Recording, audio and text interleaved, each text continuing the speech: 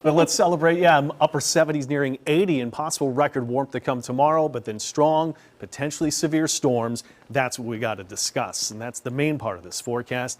Really warm out there now for the time of the year, the mid to upper 70s. We've got this front north. It's warm here. It's actually the developing system out of the southern plains. That's the front that's going to run into the warmth, the humidity, and the right spin in the atmosphere to bring in some strong, potentially severe storms. And then the cool down comes thereafter, and actually really nice weather, albeit colder, sets in for the weekend.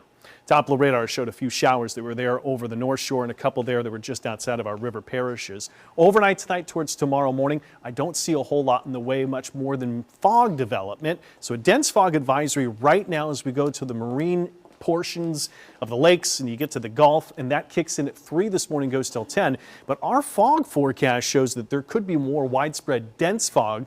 So we're going to watch if there's a dense fog advisory issued for all of us. I'd say give it an extra minute in the morning just to save yourself some trouble on the roads. It's mild. Temperatures into the lower 60s. Let's get to the heart of the forecast. Some showers possible during the day. This is not going to be severe. Could be an isolated storm. But once those storms are through after the morning fog, then we've got at least some winds that pick up and ramp up 10 to 20. That's going to mean that also on top of that marine fog advisory that you got, increasing winds and seas will mean at least exercise caution and possibly even advisory criteria. And look at the warmth. I got us one off the record high for the date. So breezy to windy to warm after we get rid of the fog. Now it's the storms. Tomorrow night is still the timing of this. So we get in the day, A-OK, work and school, we're looking good. But when we get home, I want you to pay attention to this line of storms rolling through. We'll be here, Chief Meteorologist Margaret Orr and myself, up to the 10 o'clock news, and 9 to 10 to 11. That looks to be the current timing of these storms and still lingering to our southeast zones to early in the morning hours. There is a lot of energy in the atmosphere there, heat and humidity included, so the Storm Prediction Center has put us under levels 1 and 2 risks for possible severe storms that extend farther north than that. When you look at the wind speeds there at ground level to where we are, 10 to 20, winds switch direction and get much stronger right above us.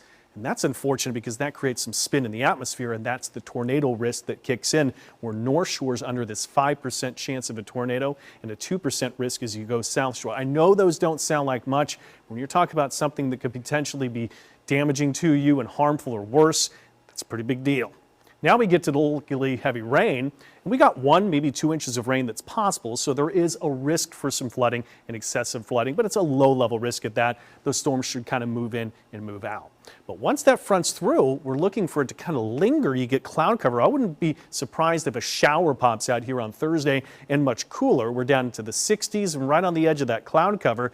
But then as that front lingers, another system rolls overhead. By Friday, we're looking at another potential round of rain, so we've got that in the forecast too.